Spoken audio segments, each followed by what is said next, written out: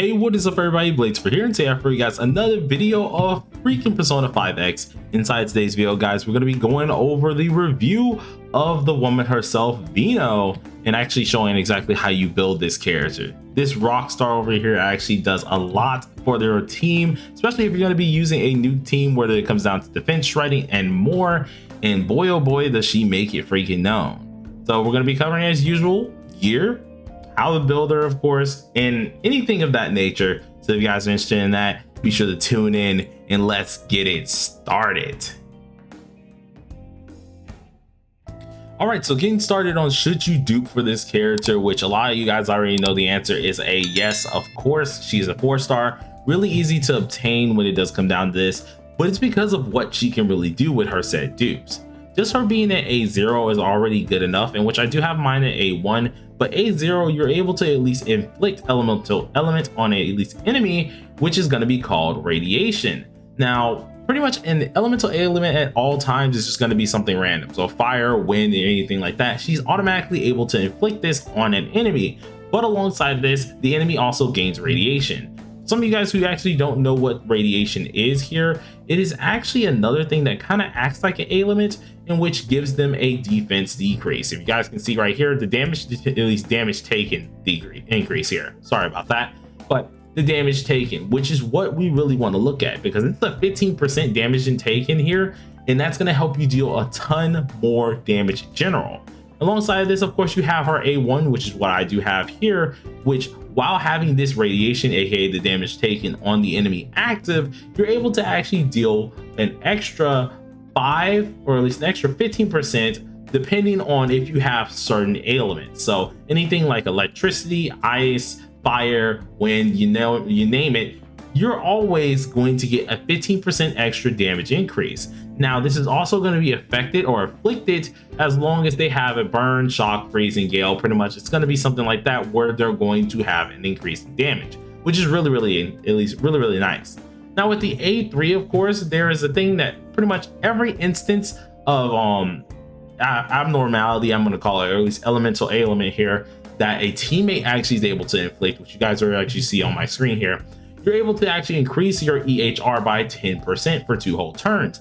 Now this is also stackable by 3 times here, in which your EHR you really need on this character, which is part of the build. We'll get further into that later, but this allows you to get, of course, 30% EHR for 2 whole turns if you can stack it, which is really nice. Now that is really good to actually have in general, because as long as one of your teams are inflicting an ailment, which is always going to happen because you're probably going to be using Makoto, you're probably going to have Wonder with either like a wind weakness like I use on it or something of that nature, all of this will help you make her even more scary. Now with this in mind, of course, with the A5, you're also able to increase your nuclear damage, further helping you out in the nuke section of things, which the A5 is really good. As you can see, just by using the highlight, that now nuclear damage taken, or at least damage taken for the enemy, is now increased to 35.2% for 2 whole turns, which is really interesting. But what really makes this character utterly busted, and which makes me so angry I don't have the A6 for this here, is the A6, of course.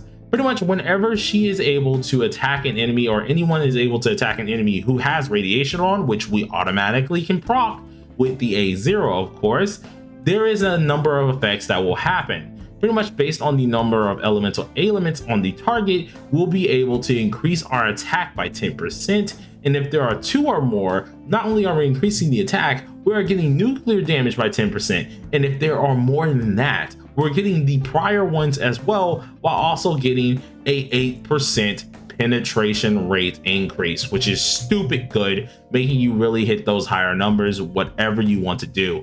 So her awarenesses are really good. You definitely want to get these guys up immediately. I'm trying to grind heart rail to at least get her A2 or A3, and boy oh boy, I'm hoping I can get freaking more than this, because she is an absolute unit. But with that actually going ahead and talking about this, let's go to the skill priority, because you might want to know this one.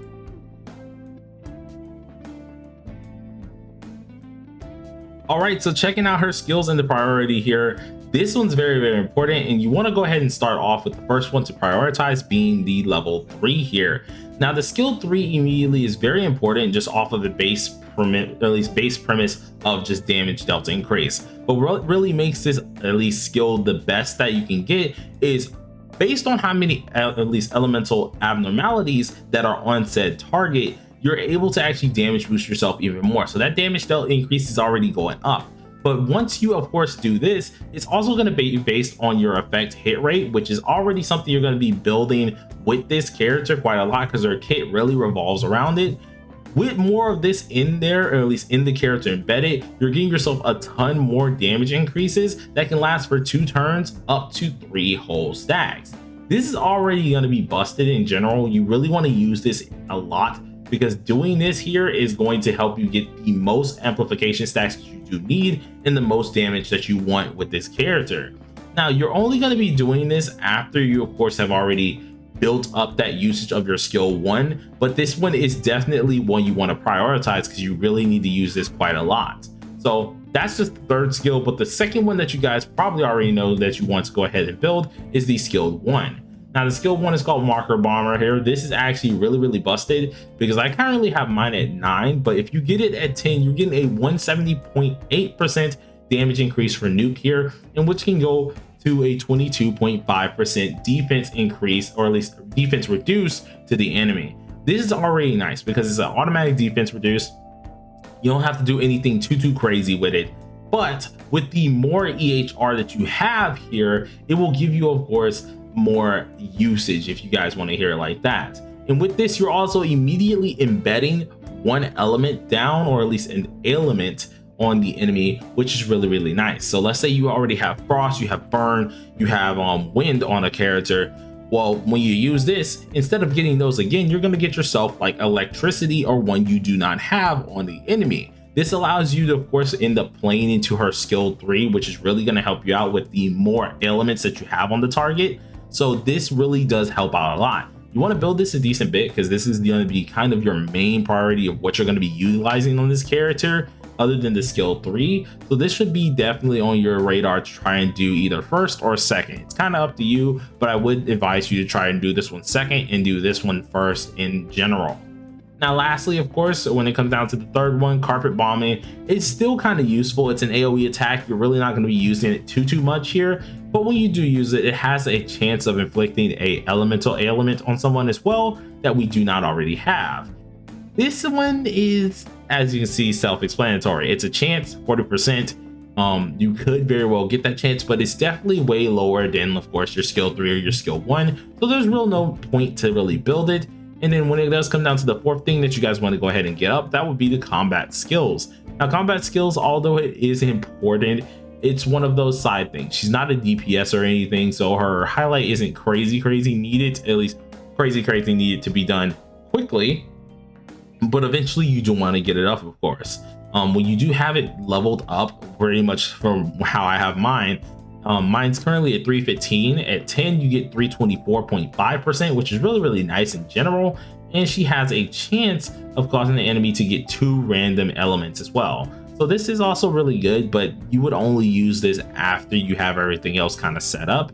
There's no real reason to actually really forcefully quickly try to get this up in general. But if you're a completionist like me and you like to just complete the personas, you're eventually going to get them all up. Now order of priority, this one being the first, being your level 3, number 1, number 2, or at least, sorry, priority wise, 1, 2, 3, 4. Pretty easy with that one. Try to at least do that. That way, I feel like you guys will love that a lot. But let's go ahead and get into the next section of the video, which is going to be her weapon options. So going ahead and checking out this character's weapon options here, I currently have the 5-star weapon on, but whether you have the 5-star or the 4-star on really does not hurt you too much. Her 4-star is pretty darn good, so if we go ahead and take a look at that too, as well, it should be, oh wait, no, I don't even have it on me. Hold on, I thought I had it on me for a second, but I guess I'll pull it up here. Pretty much what the 4-star does, it increases her attack, which is already pretty nice for the character, but it could definitely be better with this. You're increasing your attack by 12, and when you do have it maxed out, which is easier to max in the 5-star, it can go up to a 24% chance. Now, alongside of this, of course, you are reducing the enemy's defense, which is really, really nice based on an elemental ailment that you do have on the enemy. This goes from a 9.6% chance to a 18.0% of the defense that you're actually decreasing. Now, alongside of having this 4-star weapon up, and which I wish you guys could see this, but for some reason it doesn't want to translate for you all. But alongside of having this 4-star up here, you're actually able to reduce their defense even further if they do have a radiation stack on them. Now, remember, radiation is already going to make them take more damage in general. So if they do have this on them, you're able to then reduce their defense by 9.6%, as you guys can see on the screen, going to a max of 18.0% or just 18%. Really, really good in general to have there. So of course, that is always good to have. Now, if you do, and whoops, I almost claimed that, my bad. Now, if you do have a 5-star weapon, which a lot of you guys should be trying to go for her 5-star weapon very much so, if you can get it out of just classic low rolls, lose your 50-50 to it, it's actually not bad. Because her 5-star weapon is really, really good in general. It increases her EHR by 36.0% chance. If you're wailing, it actually increases it by 69% chance, which is already good. But alongside of this is if the enemy is inflicted with an elemental element, you're actually able to decrease their defense even further. Not no small defense decrease by like 18%.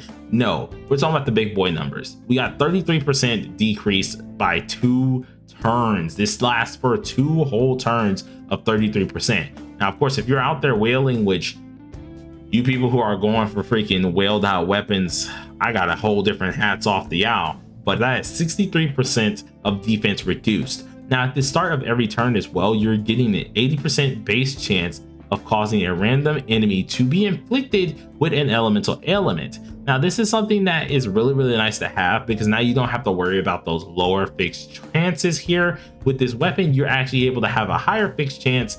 And if you're one of the crazies who ended up max duping it, it is a 125% chance.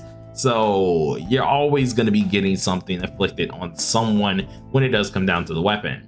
Now, do you need this said weapon at the end of the day? No, you don't need it. It is really, really good to, of course, pick up if you can. Let's say like there's a picker or something and it's in there later on. It will be a good pick to get out of here. Or if you actually lose your 50-50 to it, definitely a good weapon to get it out of here, but you don't have to have it. It's not the end of the world, of course, if you don't got it.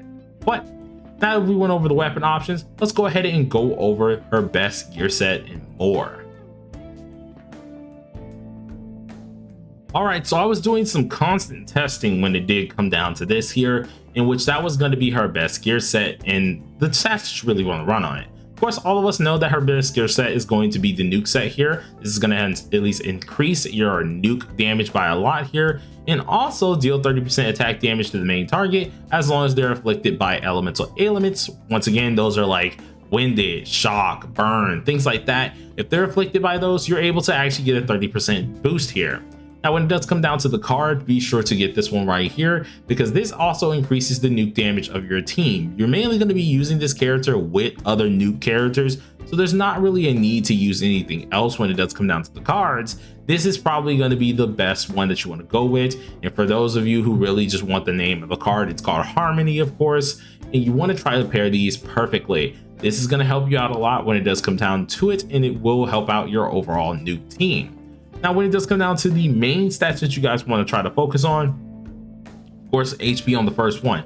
Your second one, this is where things kind of got weird, right? This is going to play more into your substats. I advise you to try and get an attack moon and an attack planet. Some people use speed on here. I don't see it necessary as long as you gain some speed substats here. And it's only because it's not really hard to outspeed majority of the people that you're going to be going against, or at least having on your team, other than Cord. If Cord is on your nuke team, which most likely she is now, she's always going to outspeed, which there's not anything really wrong with that. So having just an attack regular Saturn planet card or planet card and a attack moon card is really, really nice. Now, of course, when it does come down to the moon card, this is where things get a little confusing. You could use damage bonus. This character does need damage bonus quite a lot, and it does kind of benefit her a lot. But if your substats are looking decent, which are damage bonus substats, so if you have a big damage bonus increase, kind of like I do with this one, damage bonus is no longer needed. I would highly advise you to try and strive for damage bonus and speed as substats rather than using it as a main stat. But if you do feel like that's going to be too much, damage bonus as the main stat is not bad, but I would highly advise attack percentage. When it comes down to the star, of course, this is going to be effect hit rate. You need that. Try to get as much damage bonus and speed on here as possible. And then when it comes down to the planet here, once again, attack. If you need attack in general, it's going to help you out a lot when it comes down to at least her damage. So attack is going to be the main thing that you really want to have. You could very well run speed, but once again, she doesn't need a lot of speed to kind of outspeed Makoto or outspeed the rest of her team. It's quite easy to do so. So I wouldn't advise you really using speed unless you truly need to. But that's just, of course, an opinion there. You guys can take the warning or not. Once again, HP, attack percentage, effect hit rate, attack percentage. As for optionals, damage boost, speed. Those are optionals. I would not advise them, but there you go. Now, substat wise, if you guys are looking for substats, be sure to do attack percentage, try to get speed, effect hit rate, and damage bonus. Those are the ones I would like you guys to try to go for. Those are the four big boys right there. You don't need crit damage technically. You don't need crit rate. Attack, speed, damage bonus, and effect hit rate are going to be your best friends. So if you get any of those stats, those are really good for you. Anything other than that is kind of a skipper. Kind of like this one, I kind of need to get rid of this in general because the only thing good on it is the damage bonus, while the rest of it is kind of, it's all right at the end of the day.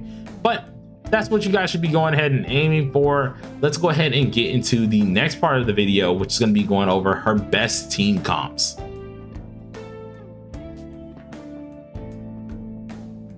Okay, so breaking down into the best team comps of this actual character, I'll be honest with you, there's not often anything that you're going to be using her that will not have Makoto in there. Her main team is going to be pretty much this, of course, with the exception that instead of Okeon, you would be using Phoebe. That would be like the overpowered best team that you can go ahead and utilize. Now, of course, if you don't have Cord, right? That's perfectly fine. If you don't have Cord, you would go ahead and use Soy. And if you don't have Phoebe, you would go ahead and use Okeon. Reason being is because you would then have at least 2 whole shield destroyers or shredders in general, which will help you out a lot. Alongside, since she is a little bit of a glass cannon type of character as well, she does take a lot of damage. So being able to heal yourself with Soy a little bit while also increasing the HP, it really does help you out a lot. Soy also brings in the whole aggro side of things as well. So instead of them two getting attacked consistently, you're able to at least have Soy sit here and take a couple hits here that are going to allow you to kind of at least effectively help out your team. Now, the thing that makes Soy a little bit bad here is if you're against someone who is AoE, which you are going to have those teams that are going to be against you that are going to be AoE, it's gonna hurt you a lot because it's pretty much useless having him there. But other than that, he is really good to keep here. Now, another character that you could put in this team is Marion. Marion's always helpful. The only reason that I don't place her in this team for the most part is just because she's normally going to be in a curse team if you guys are utilizing this. This is a good team, of course. You're getting yourself a buff from Marion, which is really good in general. Though it wouldn't be the best option if you do have Cord or Soy at your ready, because this is normally going to be with your curse team or be with a different DPS team. Having Soy would give you some sustain. Having Cord would just make you into a demolition just god at that point. So those two are always going to be the ones that you want to use. Instead of Okeon as well, you could very well use Rico, because Rico's good on any team, to be honest. Though I always stick with the basics. Okeon's really good to get, and if you don't have, of course, Okeon, go ahead and go with Phoebe. Definitely a really good choice in general. And if you're one of those weird people as well who want to do a mono team, you could use this in general for a mono team and then use Phoebe as well to get the max amount of at least the buffs that she's going to be doing for you. That is an option, though it's kind of weird with him sometimes. So dude, just pick your poison if you're going to be going with this guy. But anyways, of course, that is going to be all for the video. Hopefully you guys enjoyed it. If you did, do smash that like button, which go ahead and consider subscribing if you are new here. We do daily Persona videos, and we're only going to be doing more as time goes on. we're approaching to 3.3k. We're actually moving pretty quick. So anyone who's watched this far, please do hit that subscribe button. Helps me out a lot. And peace out, you all.